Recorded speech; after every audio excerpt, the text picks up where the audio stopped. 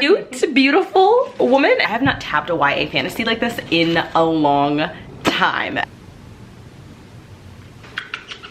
Because I think, just like with people, things are imperfect and they can still be amazing. Hello friends, and welcome to the start of another vlog. I just concluded the vlog where I read 2 Black Dragon books, No Gods, No Monsters, and what was the other one? Oh, Given. So that's gonna be linked down below. This is basically gonna be a straight up continuation. And I'm not sure what the theme specifically of this vlog is gonna be right now, because I just wanted to start the perishing. So this will probably be my Granny Nanny reading vlog, because I am reading the perishing for prompt 1 on Team Granny Nanny, which is a charming protagonist with fantastical or spiritual abilities. So I'm very, very excited about this book, and thus far though I'm on page 72 and a little bit bored, but it's very, very early on in the story, so it's not a big deal. When the first few chapters opened up, I was like, holy shit, blown away by this book. And I just think we need to get, because it was kind of like a prequel to what's happening, so I know we're gonna get back to that space in the story where I was like hooked, but right now we're just setting that up, which is why I'm bored. The writing is absolutely phenomenal, and I have a strong feeling that this is gonna be a 5-star read because of just the early writing, and also the very first page, like the quotes that the author chose to set up this book. So there's 3 quotes that I want to go through. The first one is, "They say Malcolm knew his journey was ending. Martin knew he wasn't long for this world. No, I don't think myself a martyr. I am merely a Black woman, which means the same thing." And that is from Bridget Bianca from Be Trouble. Loved that. Then there is, "People like us who believe in physics know that the distinction between past, present, and future is only a stubbornly persistent illusion." And that is Albert Einstein. And the final quote is, "At best, we will lose each other at something we have been taught to call the end." And that is by Chuan Choi from My Name is Wolf. And then the book opens up and it's phenomenal. I did not know that this is Sapphic, the protagonist of our story, likes girls. And it's just been really fun. I'm just going to continue reading. I'm really enjoying my outfit of the day. I put on jeans for the first time in a while, and I'm just liking the vibe. I know that I'm kind of giving suburban soccer mom, but I just love it. And also thank you so much to those of you who have purchased Blackathon mugs. Very, very excited about just like all of the merch and everything. So basically, in case you haven't seen my TBR, the very, very short rundown of this book is that we're following a Black woman who wakes up in 1930s Los Angeles, and she has no memory of who she is. And then she comes to the conclusion, after she starts having visions of prior lives, that she's immortal. And so she teams up in modern day, or in just like near future, with this professional boxer that she meets at a gym, and they're trying to figure out who she is. It's very, very interesting so far, but like I said, we're in a setup phase. Like, we're in a phase where she's a child, and I'm just bored to tears right now. But even so, the writing's so good. So that is gonna do it for this update, and I will check in with y'all hopefully when I have some good news to report about this book, because oh, my mom wants to show off the Cornish hen that she made. So she spatchcocked it and then basted it in the oven. Sit up top. I fried it. Oh, that's right. Yeah, she fried it on the stovetop and then basted it in the oven. Serving it with kale, peppers, mushrooms, and roasted garlic, it looks like. So this is what the food looks like. So good. I have been so excited to eat this all day because I've been smelling it all day, and I had a sample of the chicken before it even went in the oven, and it was amazing, so I can only imagine how good it tastes now. But I'm crazy nauseous, so I've been drinking Red Bull. Oh my god, you brought me a plate? Why is it so big? It's a big ass plate. It's just what I do. She didn't bring me a piece, she brought the whole plate. Thank you, Mom, I appreciate it. Just eat at your leisure. Yeah, I might have a piece, but I just like, I finally just got my nausea under control, so I don't want to like trigger it, but I really want to eat this, so now I feel even worse. Damn it. I do have other fun stuff to talk about, like books that I've hauled and things like that, but I think this is good for this update, and I'm gonna check in with y'all later. Thank God I have some good things to say because I was getting worried. So as of right now, I am on part 2 of The Perishing. I've not moved from the spot since the last time I updated. I'm on page 128 on the start of chapter 14. And she has finally met this boxer that she has been drawing his face for decades. And it's what's weird about this story and what's wild, and honestly part of the reason that I'm enjoying it so much is because the main character is wildly, eerily similar to the main character in my work in progress. It's just very, very strange, and I'm quite enjoying I'm enjoying it so much. So the writing is just phenomenal, and she unfortunately has just lost someone very close to her at this point in the story, where she is, I think, 17 years old and living with her foster family. Death is nothing at all. It does not count. I have only slipped away into the next room. Whatever we were to each other, that we are still. Call me by my old familiar name. Speak of me in that easy way which you always used. Put no difference in your tone. Wear no forced air of solemnity or sorrow. Laugh as we always laughed. I just love the philosophical nature of this book, and in some ways it reminds me of Tomorrow x3 with these just really fantastic observations about life. However, in Tomorrow x3, a lot of times those observations felt very forced and performative, like trying to perform literary writing. Sometimes they were spot on, but other times I was like, girl, you're trying too hard. This story just reads very, very authentic, and one of the things that is highly well done in this book is the representation of what it is to have a spiritual connection to someone throughout the ages, as well as to have ancestral memory. That is phenomenally well done, and those of you who know what I'm talking about know what I'm talking about. It's a really, really beautiful story thus far, and I'm enjoying it. For example, one of the things that she loves about the girl that she's in love with, whose name is Esther, is that she has this rosacea on her face, and she was thinking, like, the first time she saw her, that it looks like she's like covered in roses. And then now when she runs into that boxer like 70 years prior, you know, in her previous life or whatever, he also has the same skin, I don't know if rosacea is considered a condition, but he has the same thing on his skin, and back then she thinks the same thing about how it's like roses. And this is a really big aspect to the story that I'm writing, so I'm very much enjoying this book. Pretty phenomenal themes that I want to discuss. One of them is the theme of how Black women are expected to be pillars of strength to the point where they're not allowed to express the full range of human emotion, that is robbed from them and seen as a privilege.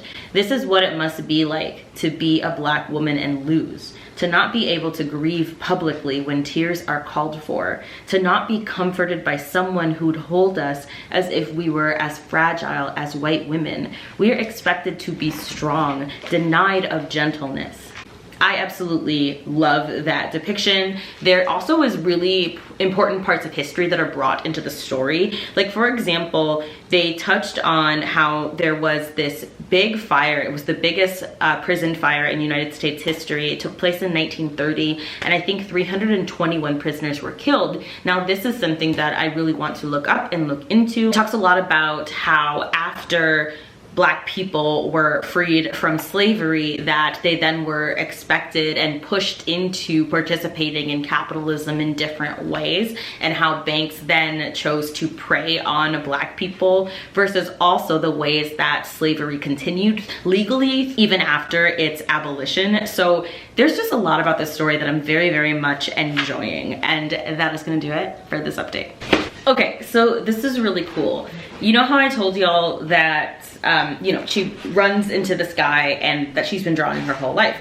So she graduated high school and she gets this job where she's basically interviewing Black people and telling their stories. And she ends up interviewing the boxer. Whatever, he's like, can I tell you anything in this interview? Do I have to censor myself? Louise, he says, and my name on his lips feels brand new. I didn't mean questionable, that I would say something questionable or wrong. I guess I'm just asking your permission to be myself. We meet eyes now and hold on. He smiles at me, my sketch alive, and considers me like he knows I was his creator. I don't want to ask a business question anymore. I want to know what he's thinking. Have we met before, he says, and my neck heats instantly. That was cute. They both had it. You know? Well, because it's like, she's been drawn, she doesn't have memory, but she's been drawing this guy for 30 years plus, and then she meets him. Yeah, it's so like, Oh my god.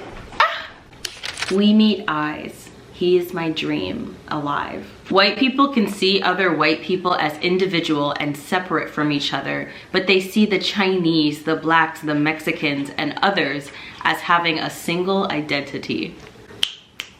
Okay, so it is, let's see what time it is. It is 12:08. I'm 3 cocktails in, so ignore the slurring. I finished The Perishing. Even though it was a very imperfect book, I'm still going to be rating it 5 out of 5 stars. And it is because, like, this is why the star rating system is imperfect. Because it doesn't account for experience. I think in terms of storytelling, there were some weak points. I think in terms of like keeping the reader invested, I think it got a little bit preachy at times, a little bit too precise. Those things, I think there were things that could have been strengthened about the novel, but it doesn't change the fact that the novel provided an experience for me that I don't get to have often, and it was a very good experience.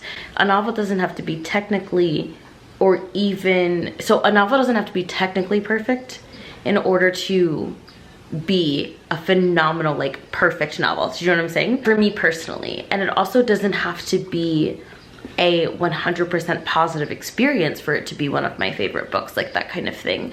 Because I think, just like with people, things are imperfect and they can still be amazing. Like, do I have a relationship with anyone in my life that is 100% perfect? No. But does that mean I love them any less? Does that mean that I wouldn't die for those people? I'm just being a little bit philosophical because that's the space that the book put me into. So as of right now, today, February 7th, I have completed 2 prompts for Granny Nanny. I completed, I'm sorry, I completed 1, which is the reading a book where a character has fantastical or spiritual abilities. And now I am going to be doing prompt 2, which is read a book that has an immigrant protagonist and or a mixed race protagonist. And for that I have chosen Sankofa by Chibundu Unuzo.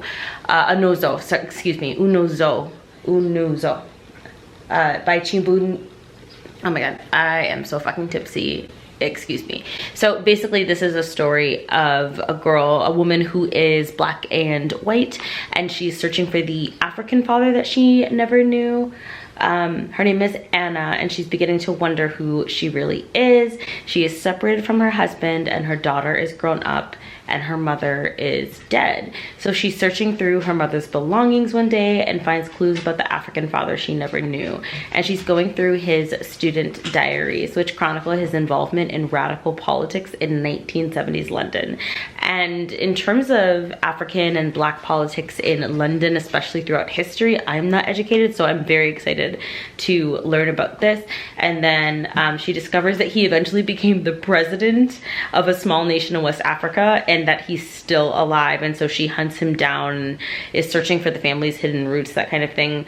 And the author was born in Lagos, Nigeria. She lives in London. She's won a bunch of awards, and this is her 3rd novel. So I'm very excited about this, and Sankofa has a lot of weight for me. And if you're not familiar with Sankofa, definitely look it up, like what it means, what the history is, all that fun stuff. This is what I'm going to be starting, and I'm just in a reading mood. I'm wide awake because I've been drinking a ton of Red Bull due to my tummy being like, just feeling really nauseous. Part of the reason why I'm so tipsy, even though I've only had 3 drinks over the course of several hours, because I haven't eaten anything. But now we're just getting our calories from alcohol at this point, and it is what it is. Doggy, yes, doggy. Anouk, what do you want to say to your fans? Anouk, Hey, look at that sexy girl. Yeah, look at this sexy girl. Look at that bombshell. Yeah, baby.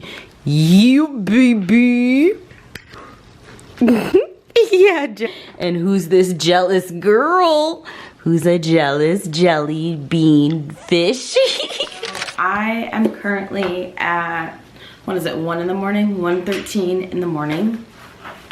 Pulling open my reading journal because I need to see what my next book is for Team Granny Danny. And that's gonna be Daughters of Oduma. And that satisfies the prompt of set in the Caribbean or an island setting. I had picked both No Gods, No Monsters and Daughters of Oduma to satisfy this prompt, but I read No Gods, No Monsters in the last vlog. And the reason that I'm moving on to the 3rd out of the 4 prompts is because I am DNFing Sankofa. I got to page 60. And I was just miserable. It's so boring. I'm bored. I'm bored. I'm not engaged. I'm not interested. I think for my friends who really, really love literary fiction, yay. Especially those of you who love historical fiction, like that kind of feel.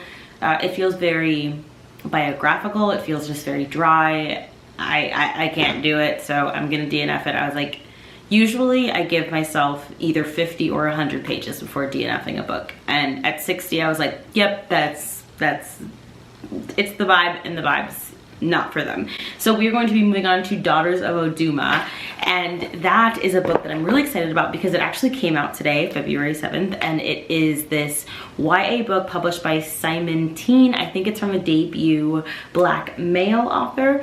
And this book, from what I recall, is about this 16-year-old girl who is retired from the all-female warrior sport of bowing. And in this world, people are really beholden to the destinies that their gods have set out for them. And so she is retired at this age. She's considered old, and she's on her way to fulfill whatever path the gods have set out for her. But then there's an enemy threat that threatens her city and her team, and she's kind of forced to go back into the sport in order to compete in whatever. I'm sure there's more to that synopsis, but that's basically all that is on the back of the cover. And I'm gonna show you, because I just posted today on Instagram about this book, I'm gonna show you my Instagram post because I really liked it, and then just get started reading it, which is perfect because I'm definitely in a YA mood. I love how these pictures came out.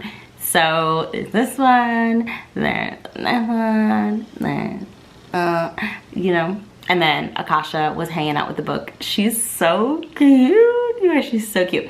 Okay, so I'm going to be reading this gorgeous YA book, and I will check in with you when I have something to say. I just started Daughters of Oduma. I am on page 12, and I am loving this book. But I do want to say right away that for those of you who do not enjoy fight sequences, you are not going to like this book. This book is not going to be for you. However, I do love fight sequences, partially because I grew up in a family of fighters. I boxed in high school. I was in the military. Like, fight sequences, especially well written, both in books and in movies, are some of my favorite things. And the fight sequences in this book already at the beginning are just some of my favorite that I have read.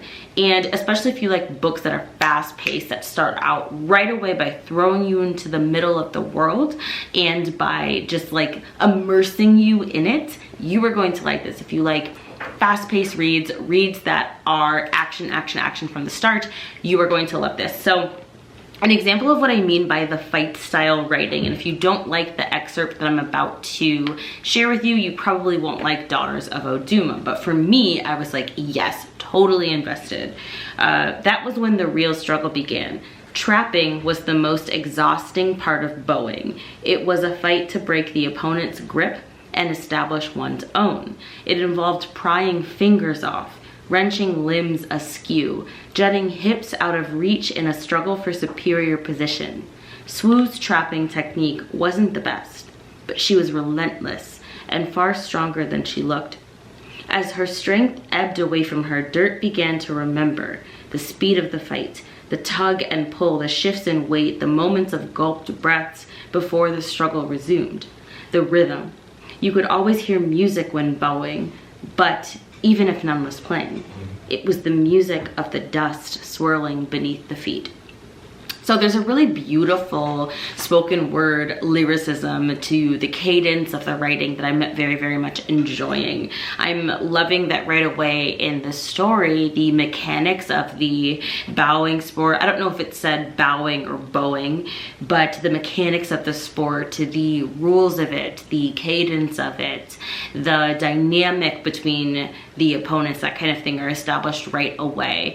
I'm just enjoying it. And the other thing that I want to say before kind of just wrapping this up and getting right back into the story is that I love that you are more strong of an opponent the heavier you are in weight. And so this is a sport where being full figured, where being non-thin is appreciated. And I love that. I love that for so many reasons. So there's a lot of body positivity in the story right away, really appreciating it. And I'm gonna go right back into it. I just had to update y'all. Like, I'm so excited.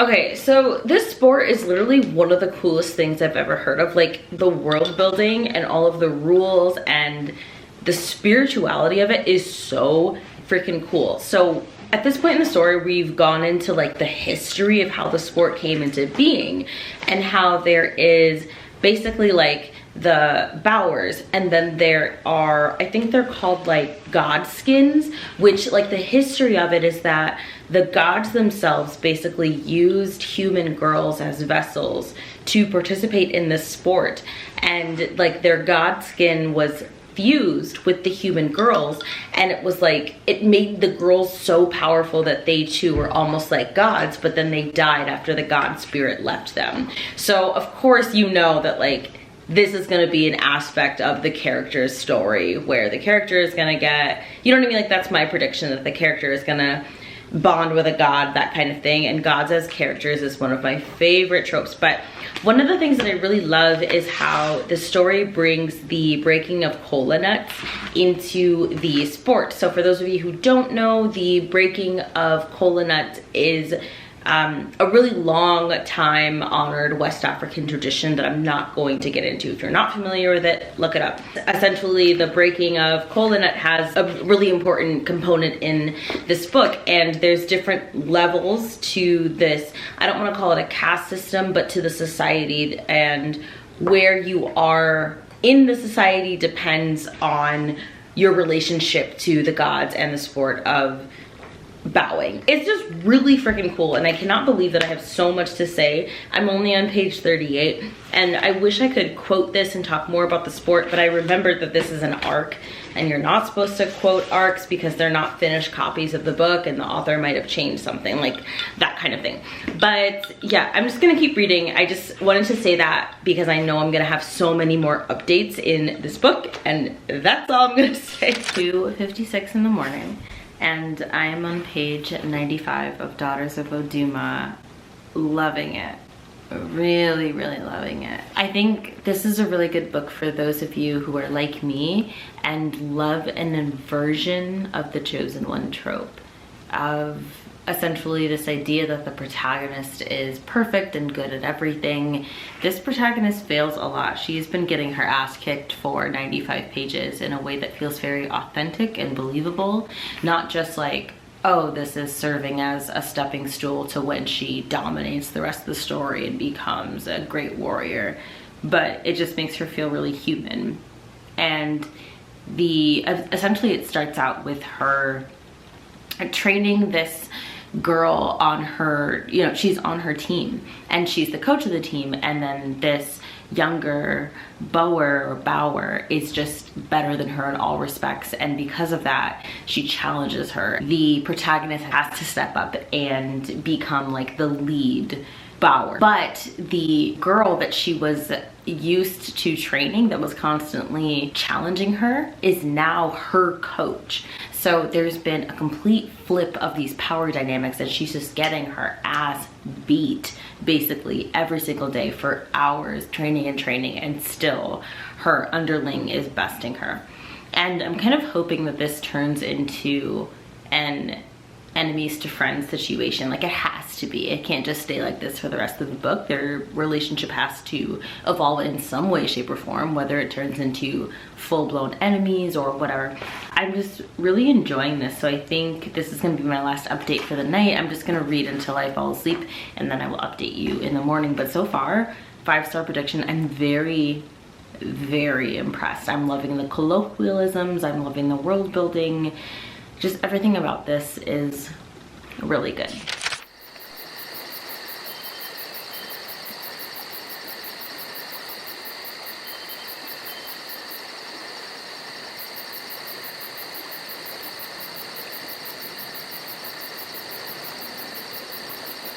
Oh, hell no. A swarm of mosquitoes appeared around her, each one as big as a human, each standing on 2 legs, like a human.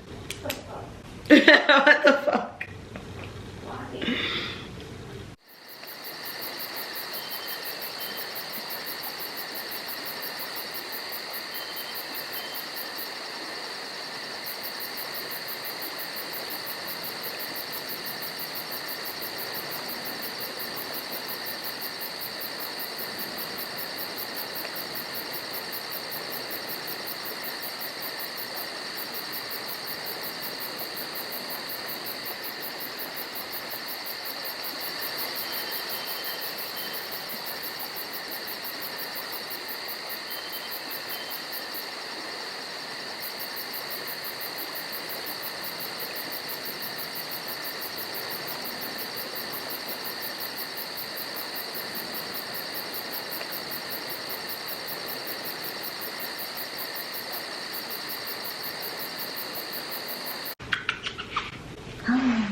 You good boy.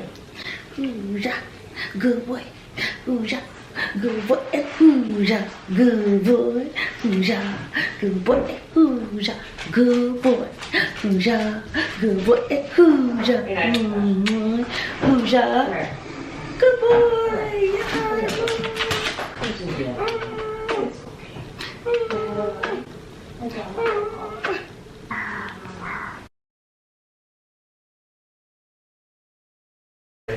Hi friends, I'm currently putting my shoes on. My mom is making a BLT and we're getting ready to run out the door because we're going to our first ever cycling class. We're kind of on this mission to find a form of exercise that works with my mama's disability, and so we tried yoga. That does not work for her body, and now we're gonna try cycling, and that's something that I've really been wanting to try, so we're both super excited. She looks amazing. Like, look at this cute, beautiful woman. And then the shirt says progress over perfection. Love that. Look at the BLT. So we're gonna fly out the door right now and we will update you on the book and how cycling goes later. This book is so fucking brutal. So my tripod is just crooked because I just had to throw it up and talk about what just happened. So like disturbing. A character, one that I quite liked actually, just got her spine shattered, like on purpose. Like this person picked her up and broke her back over their knee. And the scene was so graphic. And then she gets thrown like a doll, just like into the trees, just tossed aside. Very, very brutal. And everything about it was like so visceral, and like you could hear the bones cracking, and just it was super fucked up. And then like children were watching this. It was just super fucked up. And one of the things that I really love about this book is it's not afraid to get brutal. That is often like the thing about YA fantasies where I'm like, is that it doesn't get as like, I need the violence, you know what I mean, in my fantasy. And this book is not afraid to be violent. I love that, even though I'm very, very sad. But I'm excited to see what this is gonna mean for the story. The heat has been turned up in this book, and I'm just so freaking impressed. I actually just started following the author on Instagram, and his Instagram is super cool. He's got some amazing content there, and also like about his book and giving context on the book. And I didn't realize that the author of this book is coming out with one of my most anticipated adult fantasies later this year, and it's called The Lies of Ajunko. I am so excited about that. I talked about this book. It was like the last book I talked about in my video that I did at the start of the year, where I discuss 60+ new releases that I'm the most excited about. And that was the very last book I discussed, and I was so geeked about it. So that video is gonna be linked down below for any of you guys who want to watch it. And I want you guys to see how wildly I am tabbing this book. I have not tabbed a YA fantasy like this in a long time. I am just obsessed. Like, I'm obsessed. The tabs that I am using are these ones. These are probably my favorite tabs of all time. They came in a multi-pass. I just love this color palette and how beautifully it goes with the book. This is the author.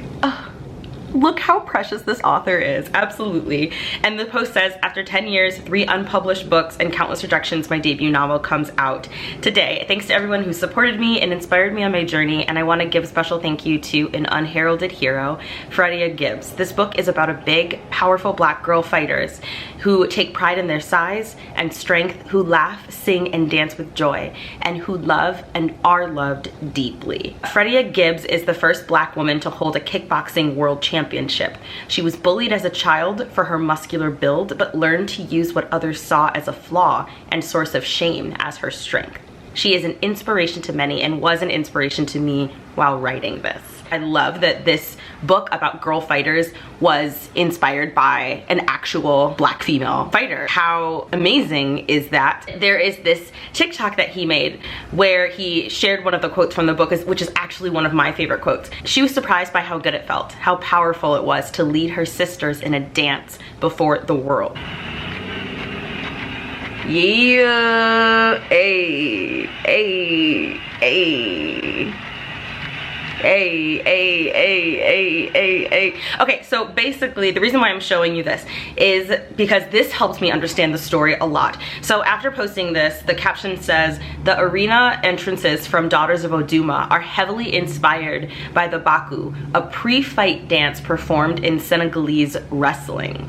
Every time I read this line, I can feel the scene, the warriors, the crowd, the hype. I'm on page 274, and there is 354 pages. So I am rapidly reaching the end of this book, and I'm like dreading it because I just have a feeling it's gonna end on a cliffhanger, and I know I'm gonna have to wait a full fucking year before I get to read the follow-up, and I just don't think my heart can take it. But in terms of the cycling, we got there too late and we missed the class. I ended up taking a nap, and I just woke up from my nap, and now I am back at reading. I'm excited because at 9 a.m. at 8 a.m. tomorrow is the 24-hour Blackathon readathon, and I'm very, very excited. Sorry, it's not 24 hours, it's 48 hours, and I just can't wait for the Blackathon fuck it, you know what I'm trying to say. Okay, so that's gonna do it for this update, and I will check in with you when I finish this. Hello, cuties. So I have officially concluded Daughters of Oduma and proudly given it 5 out of 5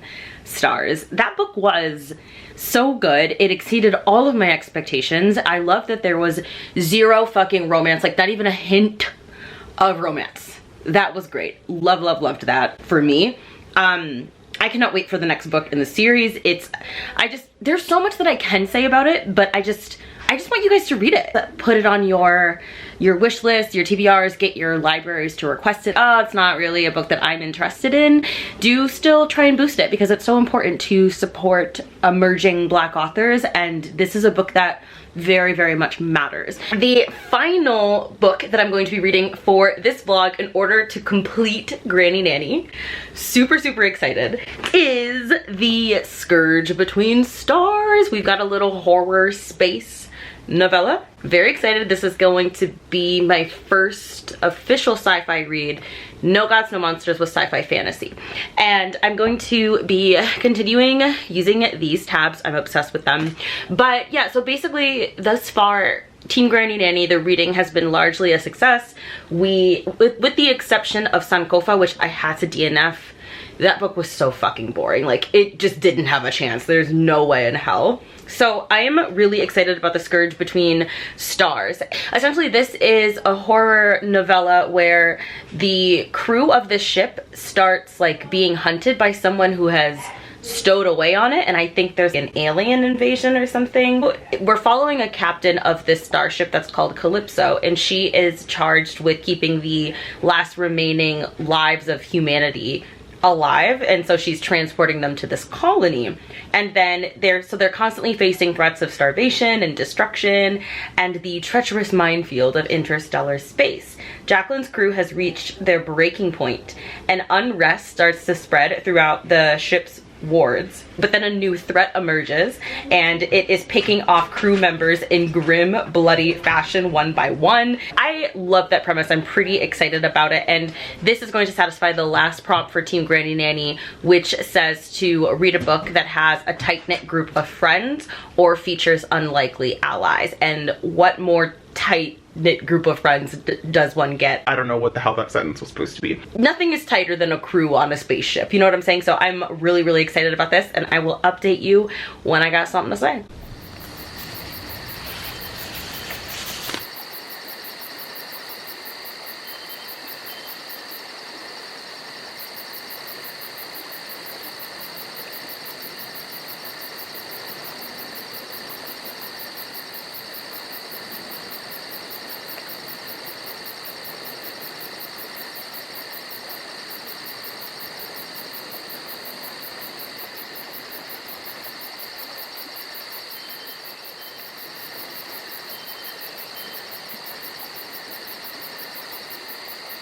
Let's engage.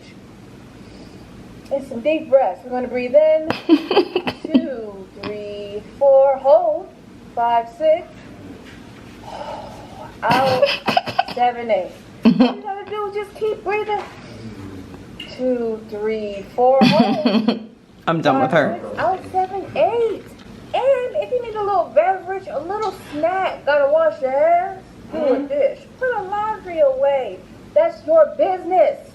But turn that audiobook on. You understand me? Turn that motherfucker on. Hey, 2-hour reading sprints. You wanna do this? Because I believe in you.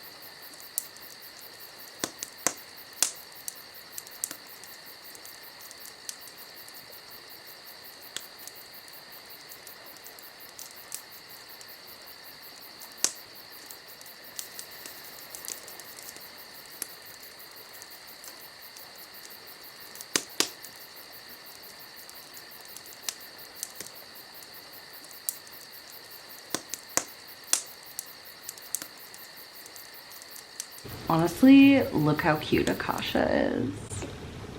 Oh, she's so precious. We are on a 2-hour sprint.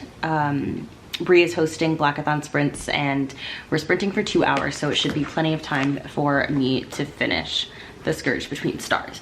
And I wanted to give a reading update on what I think about the story and everything. I'm on page 49, and I already have a lot of thoughts.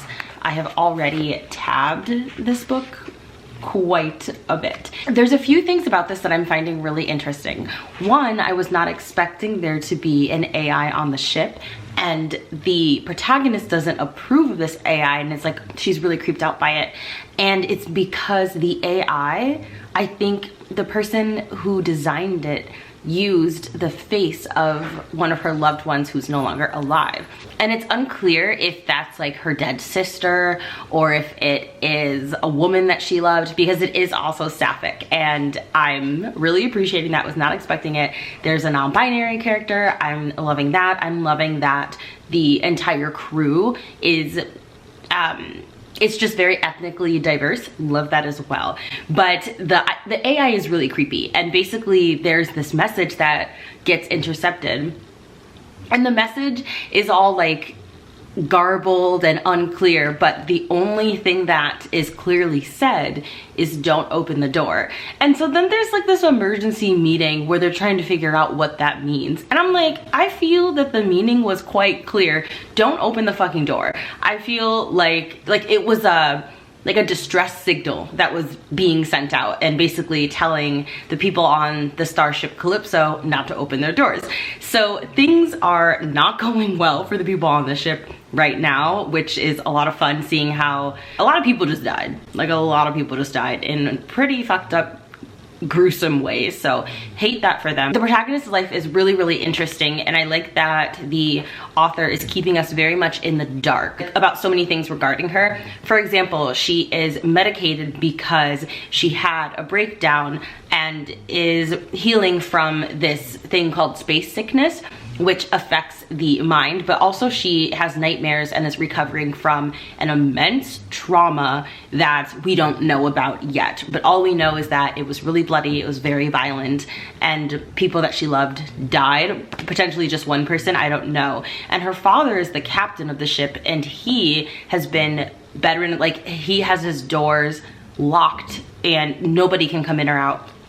And so she's acting as captain, but because of that, people don't really respect her. They're just kind of waiting for her father to get his shit together and come out of the room. So while all these people are dying, there are codes that only the captain can access, but he's just locked in his room, like refusing to come out, even though there's like all of these people fucking screaming and shit. It's just a really interesting book so far. I'm also loving how it basically opens up with this intense scarcity. All of the crew is spread thin. Everybody's working around the clock trying to figure out how they're going to survive this situation because they don't have the resources that they need. They don't have the technology that they need, etc. And one of the things that like I didn't realize, I don't know if you guys can see, but there is a little alien on the cover. So I'm just very, very excited about this, and the fear factor is definitely getting turned up in the story thus far. I will update you guys later. I'm fucking horrified. Oh my god, I'm like tearing up because I'm so disturbed. So basically they pulled out their reserve of weapons and they're hunting down the creature. And they hear, and the creature is using the walls to get around the ship.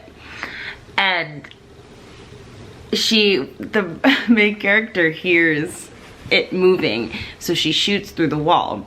And, oh no, I'm sorry, the android hears it moving and shoots through the wall.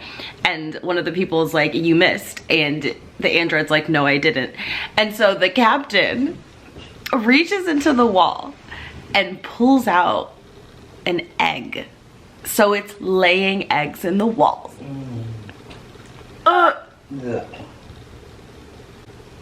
So this book is definitely reminding me a lot of Alien, and it's very, I hate that for them. Mama Bowties just checked the mail, and it looks like we've got some books in the house. I'm really, really excited. I have no idea what's in this package. It is from Penguin Random House though, so I'm gonna set y'all down and see what's in the box.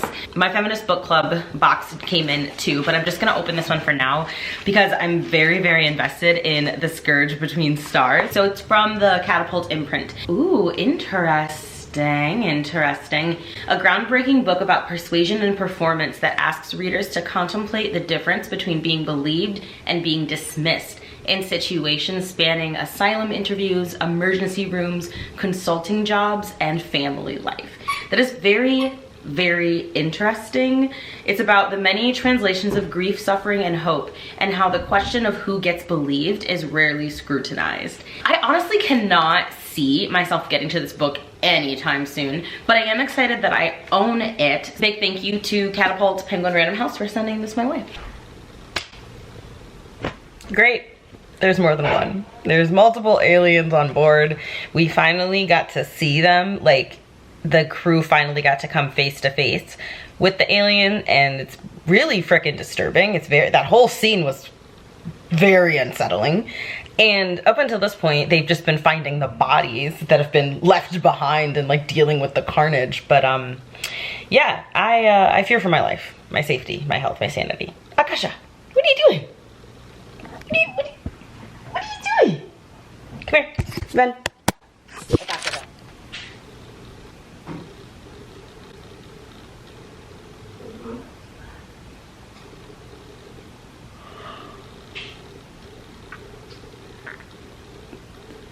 Akasha,